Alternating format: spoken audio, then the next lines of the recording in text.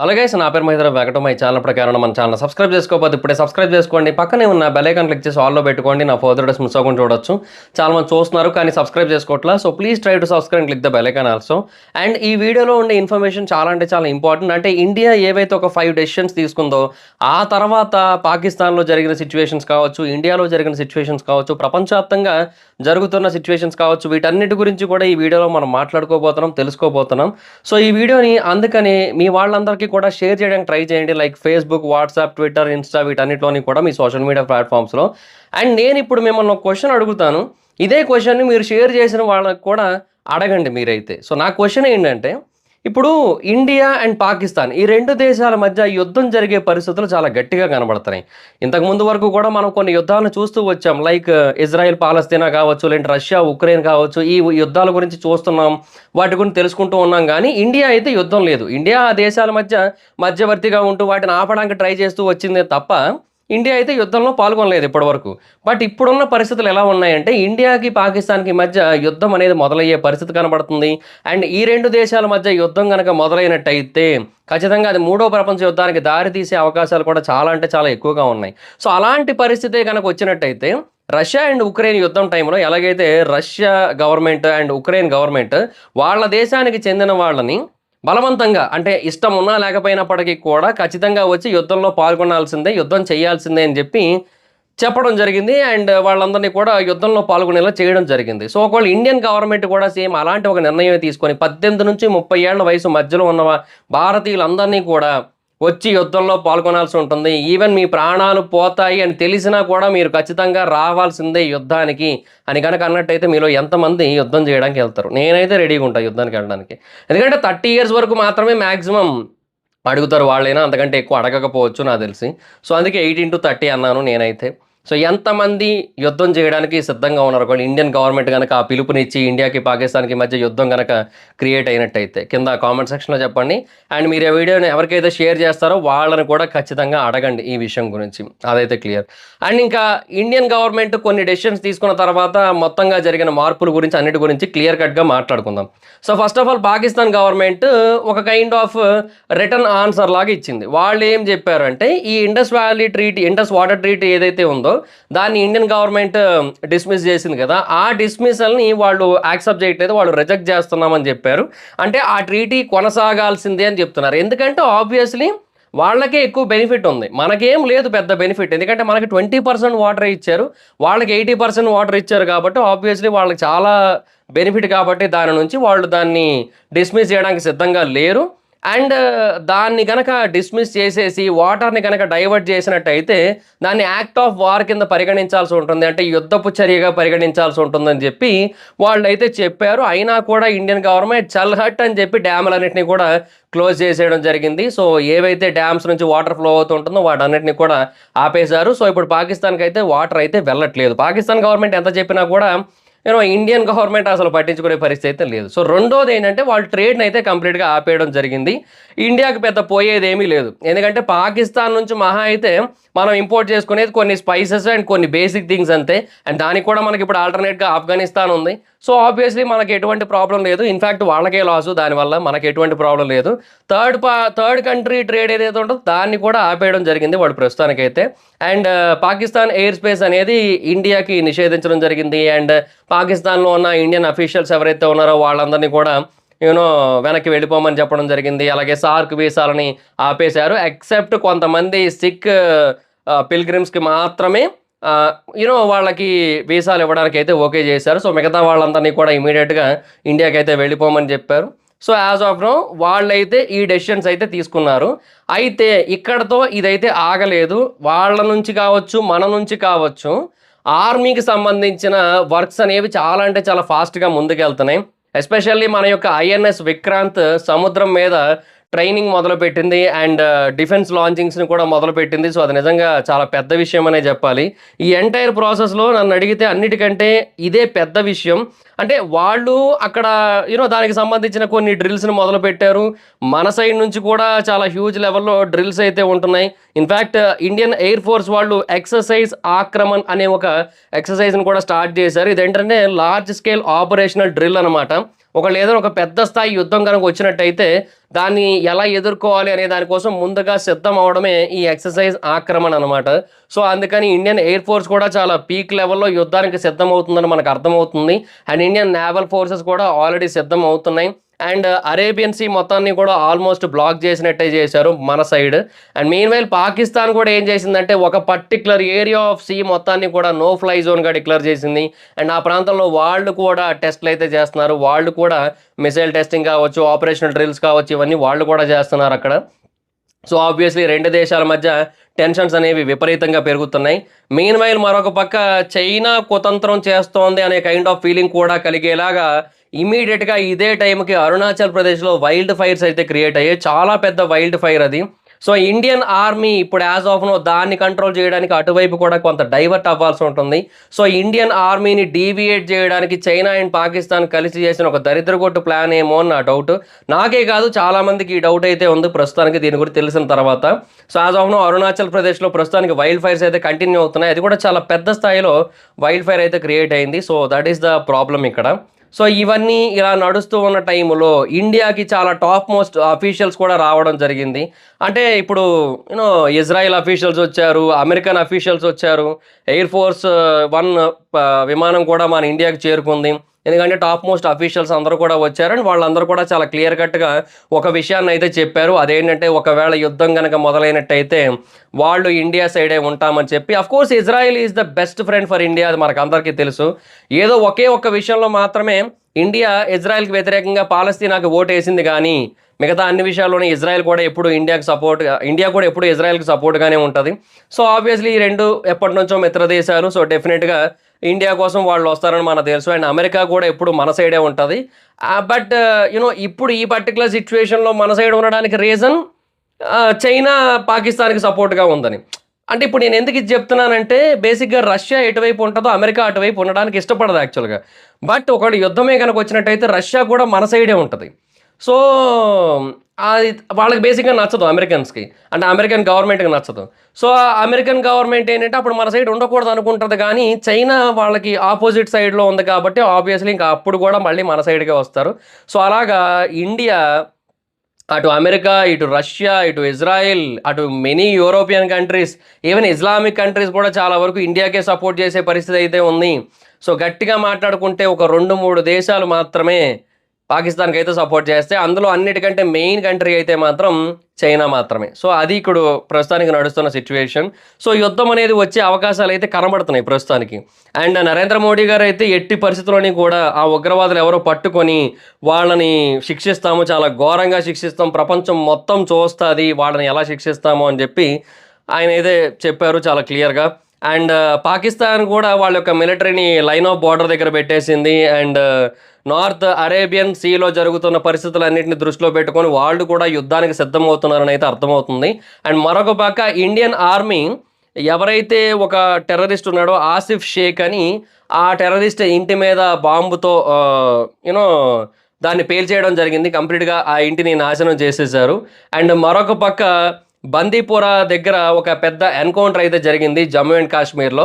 And ఆ ఎన్కౌంటర్‌లో లష్కరే తొయిబాకి చెందిన one of the top most leader అయిన అల్తాఫ్ లలీల్ అనే ఒక పర్సన్ అయితే మన ఇండియన్ ఆర్మీ వాళ్ళు చంపేయడం జరిగింది. సో అక్కడ కూడా ఇండియన్ గవర్నమెంట్ చాలా ఫాస్ట్‌గా ముందడుగులేస్తోంది. అండ్ ఇండియన్ ఆర్మీ చీఫ్ అయిన ఉపేంద్ర ద్వివేది గారు కూడా బండిపుర ప్రాంతానికి అయితే చేరుకున్నారు.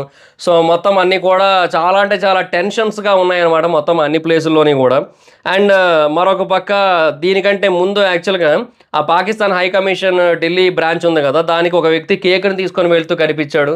సో సెలబ్రేషన్స్ చేసుకుంటున్నట్టున్నారు వాళ్ళు. ఆఫ్‌కోర్స్ మన దగ్గర వేరే వాళ్ళే సెలబ్రేట్ చేసుకుంటున్నారు, నార్మల్ పీపులే కొన్ని ప్రాంతాల్లో. ఇంకా దానిదేముందిలేండి, ఇంకా వీళ్ళు హై కమిషన్ వాళ్ళు సెలబ్రేట్ చేసుకోవడంలో. సో ఇదంతా ఓ పక్క నడుస్తూ ఉంటే పాకిస్తాన్ యొక్క డిఫెన్స్ మినిస్టర్ అయిన ఖవాజా ఆసిఫ్ డైరెక్ట్‌గా ఒప్పేసుకోవడం జరిగింది. అదేంటంటే we have been doing this dirty work, అంటే ఉగ్రవాదులకి ట్రైనింగ్ ఇచ్చి వాళ్ళకి ఫండింగ్ ఇచ్చి వాళ్ళని సపోర్ట్ చేయడం అనేది గడిచిన 3 దశాబ్దాలుగా చేస్తున్నాం, అంటే 30 ఏళ్లుగా చేస్తున్నామని చెప్తున్నాడు. అండ్ అది కేవలం వాళ్ళకి మాత్రమే కాదు, యూఎస్ఏకి సంబంధించిన వాళ్ళకి అండ్ వెస్ట్ వెస్ట్‌లోని ఎన్నో కంట్రీస్ వాళ్ళకి సంబంధించిన వాళ్ళకి కూడా ట్రైనింగ్ ఇస్తున్నామని చెప్తున్నారు. ఇంక్లూడింగ్ బ్రిటన్‌కి చెందిన వాళ్ళకి గూడా అనైతే చెప్తున్నాడాయన. సో, మరి ఇందులో ఎంతవరకు వాస్తవం ఉందో తెలీదుగా. అండ్ ఇన్‌ఫాక్ట్ ఈ 9/11 ఇన్సిడెంట్ ఏదైతే ఉందో, ఆ 9/11 ఇన్సిడెంట్ కూడా గవర్నమెంట్ యొక్క కాన్స్పిరసీనే అనే ఒక కాన్స్పిరసీ థియరీ గూడా ఉంది. అంటే గవర్నమెంట్ చేసిన ఒక కుట్రే అని చెప్పి చాలామంది నమ్ముతూ ఉంటారు కూడా. అమెరికన్ గవర్నమెంట్ కావాలని దాన్ని చేయించిందని నమ్ముతూ ఉంటారు కూడా. సో, దానికోసం కొంతమందిని వాడుకున్నారని చెబుతూ ఉంటారు అంతే. సో, ఇలాగ కొన్ని కాన్స్పిరసీస్ అయితే ఉన్నాయి. సో, వాటికి ఇప్పుడు ఇతను చెబుతున్నదైతే మాత్రం చాలా పర్ఫెక్ట్‌గా మ్యాచ్ అవుతుంది. సో, ఇప్పుడు ప్రస్తుతానికి వాళ్ళే ఒప్పుకున్నట్టు అయింది గదా! సో, ఇది నిజంగా పెద్ద విషయమే. బట్ అయినా కూడా మన దగ్గర కొంతమంది సెక్యులర్స్ ఉంటారు. వాళ్ళు ఒప్పుకోరులేండి, అది వేరే విషయం. బట్ ప్రస్తుతానికైతే కాంగ్రెస్ గవర్నమెంట్ కొంతమంది అపోనెంట్స్ ఎవరైతే ఉన్నారో ఇండియన్ పొలిటికల్ సిస్టమ్‌లో వాళ్ళు కూడా ఇండియన్ గవర్నమెంట్‌కి సపోర్ట్‌గానే మాట్లాడారు. పాకిస్తాన్ మీద ఎటువంటి యాక్షన్ తీసుకున్నా సరే మేము దాన్ని యాక్సెప్ట్ చేస్తామని చెప్పి రాహుల్ గాంధీ కూడా చెప్పడం జరిగింది. సో, ఒక మంచి విషయమే అని చెప్పొచ్చు. సో, ఇండియన్ గవర్నమెంట్ అయితే చాలా స్ట్రిక్ట్‌గా యాక్షన్ అయితే తీసుకోవడానికి సిద్ధమవుతోంది. బట్ ఏంటంటే ఈ పాకిస్తాన్ కావచ్చు, లేదా చైనా కావచ్చు, ఈ 2 కూడా పక్కపక్కనే ఉన్న దేశాలు మనకి. సో, మనల్ని ఆనుకొని మన సరిహద్దుల్ని కలిగి ఉన్న సరిహద్దులతో కాంటాక్ట్‌లో ఉన్న దేశాలవి. సో, అందువల్ల ఏంటంటే కొంచెం రిస్క్ ఫ్యాక్టర్ అనేది కొంచెం ఎక్కువే ఉంటది. మీన్‌వైల్ ఇటు అమెరికా కావచ్చు, రష్యా కావచ్చు, ఇజ్రాయెల్ కావచ్చు, మనకు సపోర్ట్ చేసే కంట్రీస్ అన్నీ కూడా మనకు దూరంగా ఉన్నవే. సో, కొంచెం ఏదైనా సరే చాలా జాగ్రత్తగా పకడ్బందీగా ప్లాన్ చేసుకొని వెళ్ళాల్సుంటుంది. అండ్ యూనియన్ హోమ్ మినిస్టర్ అయిన అమిత్ షా గారు మొత్తం అన్ని రాష్ట్రాల ముఖ్యమంత్రుల్ని కూడా అడిగిందేంటంటే, మీ రాష్ట్రాలలో ఎవరైతే పాకిస్తానీ నేషనల్స్ ఉన్నారో వాళ్ళని ఇమ్మీడియేట్‌గా పాకిస్తాన్‌కి పంపించేసేయండి అని చెప్పి అడగడం జరిగింది. ఒక్క హైదరాబాద్‌లోని 208 మంది పాకిస్తానీస్ ఉన్నారంట. సో, ఇంక దాన్ని బట్టి అర్థం చేసుకోండి ఇంకా ప్రస్తుతం పరిస్థితులు ఎలా ఉన్నాయో. హైదరాబాద్‌లోనే ఎలాగుందంటే వాట్ అబౌట్ కేరళ? కేరళ అనేది బేసిక్‌గా ఒక రకంగా ఈ యాంటీ నేషనల్ ఎలిమెంట్స్ ఎవరైతే ఉంటారో వాళ్ళందరికీ కూడా ఒక స్వర్గధామంలో అయిపోయింది. గాడ్స్ ఓన్ కంట్రీ అంటారు కదా దాన్ని.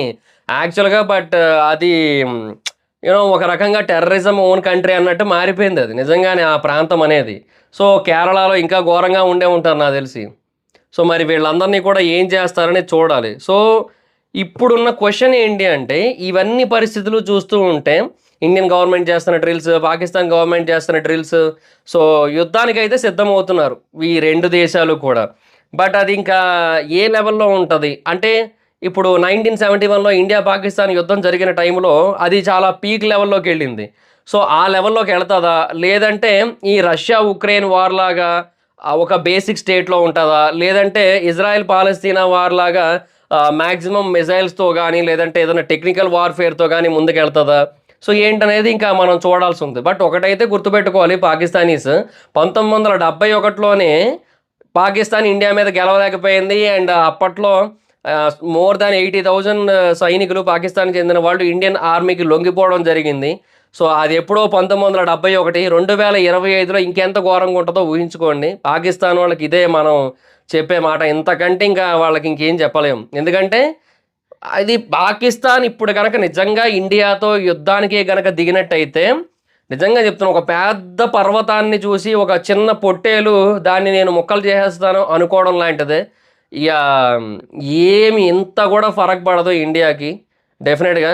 మేబీ ఆ మైన్యూట్ డ్యామేజ్ అనేవి జరిగితే జరగచ్చేమో గానీ, బట్ డెఫినెట్‌గా వన్స్ యుద్ధం అనేది పూర్తి స్థాయిలో మొదలైందంటే, ప్రపంచంలోని అత్యంత ఎక్కువ స్థాయిలో అణుబాంబులు, అణు ఆయుధాలు కలిగి ఉన్న 2 దేశాలైన అమెరికా, రష్యా మన వైపే ఉన్నాయి. ఒక్కసారి అవి 2 కలిపి మోర్ దెన్ 11,000, 12,000 దగ్గర దగ్గర దాకా 2 దేశాల దగ్గర అణుబాంబులుంటాయి. అందులో ఒక 4 పడ్డాయంటే చాలు పాకిస్తాన్ స్మాషు. అదే గాదు. ఫస్ట్ ఆఫ్ ఆల్ వాళ్ళకేంటంటే ఎప్పటినుంచో ఆ బాలోచిస్తాన్ ఇష్యూ ఉంది. ఆ బాలోచిస్తాన్ సెపరేట్‌గా కంట్రీ గావాలనే ప్రాబ్లమ్ ఉంది. సో, అది వాళ్ళకిప్పుడు ట్రిగ్గర్ అవ్వచ్చు. At the same time Afghanistan కూడా కొంత స్పేస్ ఆక్యుపై చేయాలని చూస్తోంది. అదవ్వచ్చు. పాక్ ఆక్యుపైడ్ కాశ్మీర్‌ని మనం లాగేసుకోవచ్చు. ఇవన్నీ జరిగే ఛాన్స్ ఉంది. సో, ఖచ్చితంగా చెప్తున్నా ఇప్పుడు బేసిక్‌గా ఒక యుద్ధమే గనక జరిగిందా పీక్ లెవెల్‌లో, అప్పుడు ఈ పీఓకే కాదు, కాశ్మీర్ కాదు, ఎంటైర్ పాకిస్తాన్ మళ్ళీ ఇండియాలోకొచ్చి చేరుతది. అది కన్ఫర్మ్. కాకపోతే ఏంటంటే, అది కూడా ఒక రకంగా ప్రమాదమే. ఎందుకంటే, ఈ పాకిస్తాన్‌కి చెందిన వాళ్ళు కొంతమంది కాశ్మీర్‌లో ఉంటేనే మనకి ఈ లెవెల్‌లో విధ్వంసాలు జరుగుతున్నాయి. అలాంటిది మొత్తం అంతా ఒకటే దేశంలో గనుక ఉన్నట్టయితే, ఇంటర్ ట్రావెలింగ్, ఇంటర్ కనెక్షన్స్ ఇవన్నీ కూడా పెరిగినట్టయితే వాళ్ళని ఇంక ఆపగలమా అనేది ఇంకొక క్వెషను.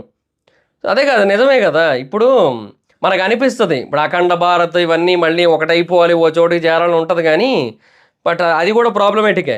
కొంతమంది ఏమంటారు ఇప్పుడు పాకిస్తాన్ చేసిన దానికి ఇప్పుడు మిగతా వాళ్ళందరినీ కూడా బ్లేమ్ చేయడం కరెక్ట్ కాదు, కాశ్మీర్లో అందరినీ బ్లేమ్ చేయడం కరెక్ట్ కాదు అంటారు.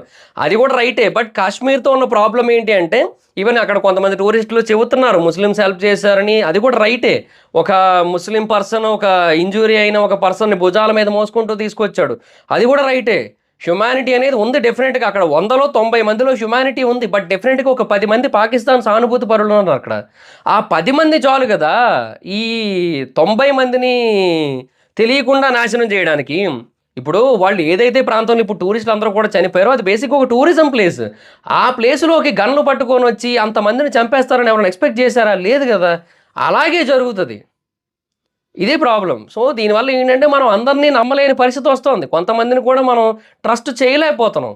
ఎక్కడో కొంతమంది హెల్ప్ చేస్తున్న వాళ్ళని ఆ టైంకి ట్రస్ట్ చేయగలుగుతున్నాం తప్ప తర్వాత మళ్ళీ ఏమో అనే ఒక క్వశ్చన్ మార్క్ అయితే వస్తుంది మనకి. So that is the main problem here. So as of now అయితే ఇండియన్ గవర్నమెంట్ అయితే చాలా స్ట్రిక్ట్ యాక్షన్ అయితే తీసుకోబోతోంది. బట్ యూనో పాకిస్తాన్ ఏం చేస్తుంది అండ్ దానికి ఇండియా మళ్ళీ ఎలాంటి రెస్పాన్స్ ఇస్తుంది అండ్ దీని తర్వాత వేరే కంట్రీస్ ఇన్వాల్వ్మెంట్స్ ఎలా ఉంటాయి ఇవన్నీ చూడాలి. మరి నాకు తెలిసి అసలు ఈవెన్ అమెరికా కూడా అవసరం లేదు. ఇజ్రాయిల్ ఒక్కటి సరిపోద్ది మ్యాక్సిమం పాకిస్తాన్కి. ఒకటి లేదు ఇజ్రాయిల్ కూడా కాదన్నట్టయితే సరే పోనీ రష్యా ఒక్కటి చాలా ఇప్పుడు పుతిన్ ఒక్క స్ట్రాంగ్ డెసిషన్ కనుక తీసుకున్నాడంటే అయిపోయింది. పాకిస్తాన్ అసలు మ్యాప్లో కనబడదు ఇంకా. అలా ఉంటుంది పరిస్థితి. అఫ్కోర్స్ ఇండియా దగ్గర కూడా ఏమీ అణుబాంబులు ఏమి తక్కువేమి లేవు, డెఫినెట్గా ఎక్కువే ఉన్నాయి. సో బట్ సపోర్ట్ చాలా ఎక్కువ ఉంది ఇండియాకి. ఒకవేళ నిజంగా మూడో ప్రపంచ యుద్ధమే కనుక స్టార్ట్ అయినట్టయితే చాలా కష్టం అబ్బా, నిజంగా చెప్తున్నా. చాలా అంటే చాలా కాంప్లికేటెడ్ సిచ్యువేషన్స్ ఎదురవుతాయి. అండ్ ఇప్పుడు ఏవైతే మనం టారిఫ్ వార్ జరుగుతుందో యూఎస్ఏ అండ్ చైనాకి మధ్య, ఈ టారిఫ్ వార్ కారణంగా ఏదైతే ప్రాబ్లమ్ని మనం ఫేస్ చేస్తున్నామో అంటే కొన్నిటి ప్రైజెస్ అనేవి విపరీతంగా పెరిగిపోతున్నాయి. అండ్ ఇన్ఫ్యాక్ట్ దీనివల్ల కొంతవరకు అడ్వాంటేజ్ కూడా ఉందనుకోండి మనకి. ఇప్పుడు ఫర్ ఎగ్జాంపుల్ యాపిల్ చైనా నుంచి వాళ్ళ యొక్క మ్యానుఫ్యాక్చరింగ్ యూనిట్స్ కంప్లీట్గా తీసేసి they want to shift to India ఈ టారిఫ్ వార్స్ కారణంగానే. ఎందుకంటే ఫ్యూచర్లో కూడా చైనాతో ప్రాబ్లం అని వాళ్ళకి ఐడియా ఉంది, అందుకే వాళ్ళు అలా చేస్తున్నారు. దీనివల్ల ఈ కైండ్ ఆఫ్ అడ్వాంటేజ్ మనకు ఉన్నప్పటికీ కూడా ప్రాబ్లం ఏంటంటే ఇప్పుడు గోల్డ్ కావచ్చు లేదంటే వేరే ప్రొడక్ట్స్ కావచ్చు చాలా హ్యూజ్ ప్రైజెస్ని ఫేస్ చేస్తున్నాం మనం, ఎందుకంటే ఈ టారిఫ్ వార్ కారణంగానే. సో ఇలాంటి కొన్ని బేసిక్ చిన్న చిన్న విషయాల వల్లే మనకి ఇంత పెద్ద పెద్ద డ్యామేజ్ జరుగుతుంటే మూడో ప్రపంచ యుద్ధం వచ్చినట్టయితే ఇంకేంది పరిస్థితి? అప్పుడు ఇంక మనకు ప్రొడక్షన్ ఆగిపోద్ది, ట్రాన్స్పోర్టేషన్ ఆగిపోద్ది, ప్రతిదీ ఆగిపోద్ది. So we will be in a very tough position. So that's for sure. అది చూద్దాం, రాకూడదనే కోరుకుందాం. వస్తే యాజ్ ఫాస్ట్ యాజ్ పాసిబుల్ పాకిస్తాన్ని మూసేయాలి, అది కనబడకూడదు మ్యాప్లో. అలా చేస్తే better. So that's a guys, ఇది ప్రస్తుతానికైతే జరిగిన సిచ్యువేషన్స్ అన్నీ కూడా. సో ఇంకా మీకు as fast as possible updates అన్నీ కూడా ఇవ్వడానికి అయితే ట్రై చేస్తాను నేను ఈ ఎంటైర్ సిచ్యువేషన్ కోసం. So that's a guys, this is the video కనుక మీకు నచ్చినట్టయితే లైక్ చేయండి. అటువంటి మరిన్ని అప్డేట్స్ మిస్ అవ్వకుండా చూడాలనుకుంటే మన ఛానల్ని సబ్స్క్రైబ్ చేసుకొని పక్కనే ఉన్న బెల్ ఐకాన్ క్లిక్ చేసి ఆల్లో పెట్టుకోండి, నా ఫర్దర్ వీడియోస్ మిస్ అవ్వకుండా చూడొచ్చు. అండ్ ఈ వీడియోని తప్పకుండా షేర్ చేయండి మీ సోషల్ మీడియా ప్లాట్ఫామ్స్లో. అండ్ ఎప్పటివరకు ఎవరైనా సబ్స్క్రైబ్ చేసుకోకపోతే చేసుకోండి. అండ్ నా ఇన్స్టాగ్రామ్ ఐడి జబర్దస్త్ మహీధర్, మీరు అక్కడ కూడా వచ్చినట్టు ఫాలో అవ్వచ్చు. మీరు ఏదైనా ఒక టాపిక్ గురించి నాకు వీడియో చేయమని అడగాలనుకుంటే ఇన్ ఫ్యూచర్ మీరు నన్ను అక్కడ ఫాలో అయ్యి నాకు మెసేజ్ చేయండి, నేను దాని గురించి వీడియో చేయడానికి ట్రై చేస్తాను. ఒక 70,000 ఫాలోవర్స్ ఉంటారు, వెరిఫైడ్ టిక్ ఉంటుంది, జబర్దస్త్ మహీధర్ ఉంటుంది. సో ఫాలో అయ్యి నాకు మెసేజ్ చేయండి. Thank you guys, bye bye. నో మీట్ నెక్స్ట్ వీడియో, బాయ్ బాయ్.